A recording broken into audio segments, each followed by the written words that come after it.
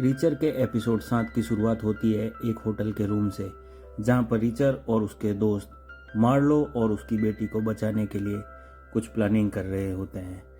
तभी डिक्सन कहती है कि उसके पुराने परिचित एक हैं जो बाहर शहर में रहते हैं, वो हमारी मदद करेंगे। अगर हम मार्लो और उसकी बेटी को वहाँ छोड़ देते हैं तो वो इनको बचा लेगा।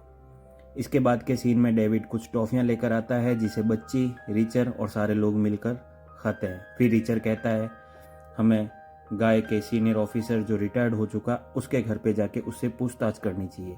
रीचर वहाँ पर पहुँचता है तो सीनियर ऑफिसर अपनी सारी पैकिंग करके वहाँ से भागने की कोशिश में होता है और रीचर को देखते ही वह डर जाता है, लेकिन उससे रिक्वेस्ट करता है कि वह उसे कुछ नहीं करेगा, प्लीज़ मुझे जाने दो। तब रीचर कहता है अगर तुमने होशियारी की तो तुम्हें मैं जिंदा नहीं छोड़ूंगा, और फिर पूछता है कि तुम्हारा प्लान क्या है।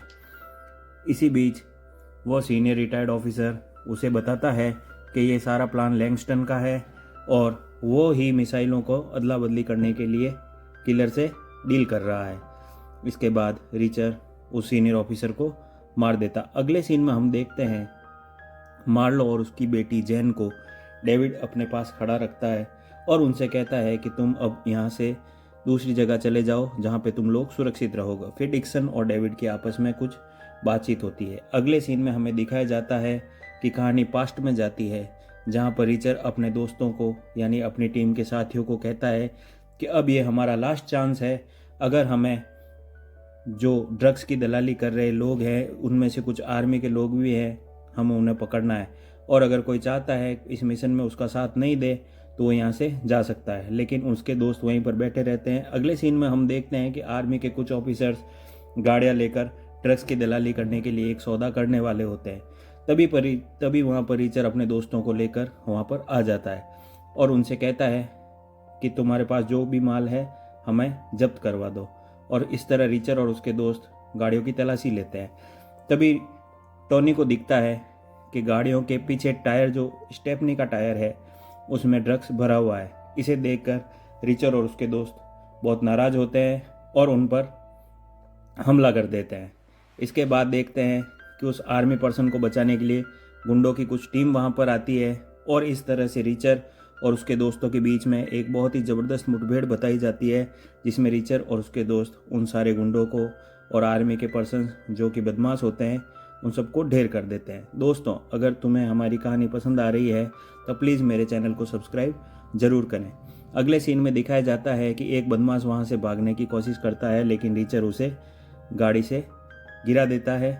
और कहानी में हम आगे देखते हैं कि रीचर और उसकी पूरी टीम कल रात को हुए इंसिडेंट को एंजॉय कर रही होती है और उन सबको पता होता है कि ये उनका लास्ट कार्यकाल था। इसके बाद टोनी वहाँ पर फोटोग्राफ्स को लेकर आता है। ग्रुप फोटो को सारे लोग एक एक करके उठाते हैं। रीचर और डिक्सन कुछ बात कर रहे होते हैं।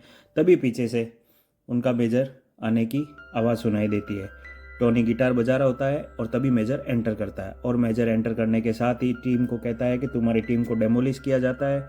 आज के बाद तुम अब लोग कभी साथ काम नहीं करोगे। और रीचर को कुछ कहता है, ठीक है, और पैकअप करने के लिए कहने के बाद वो वहाँ से चला जाता है।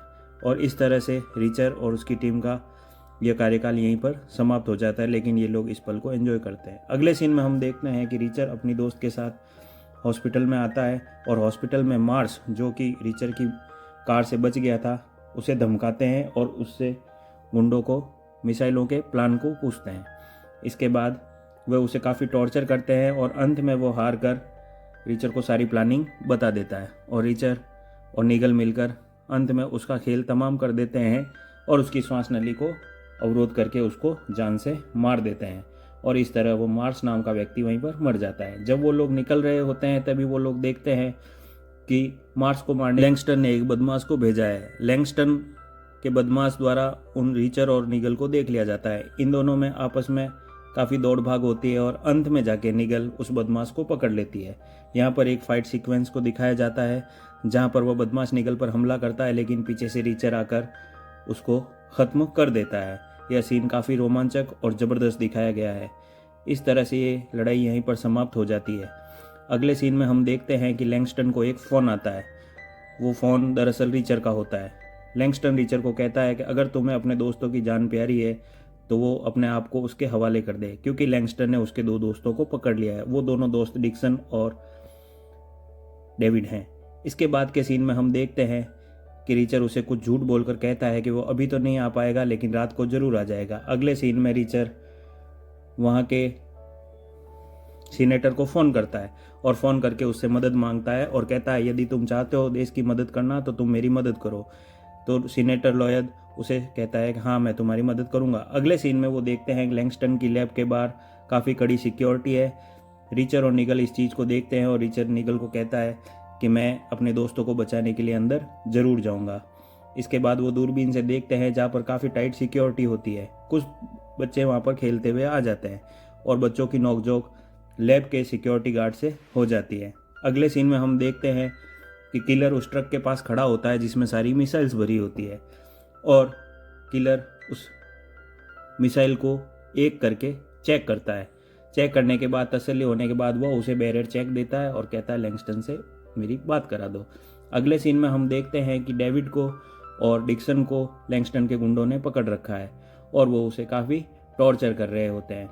इस टॉर्चर के सीन के जस्ट बाद दिखाया जाता है कि निगल और रिचर कार में बैठे होते हैं और आपस में बात कर रहे होते हैं और अपने पुराने दिनों को याद करते हैं और कहते हैं कि हमने ऐसा कभी नहीं सोचा था कि ये मिशन इतना ख़तरनाक हो जाएगा जिसमें हमारे दोस्तों की जान भी जा सकती है। इतना कहकर रिचर वहाँ से निकलता है और लैब में जाने के लिए एंट्री करता है। तभी हम देखते हैं कि गुंडों का सरदार यानी कि लैंगस्टन वहाँ से बाहर आता है। रिचर के लिए गेट खुलता है और रिचर जैसे ही वहाँ पे जाता है तो पीछे हम निगल को देखते हैं जो दूरबीन से ये सारा खेल देख रही होती है। इतने में रिचर को दिखाया जाता है और ये एपिसोड यहीं पर समाप्त हो जाता है। धन्यवाद।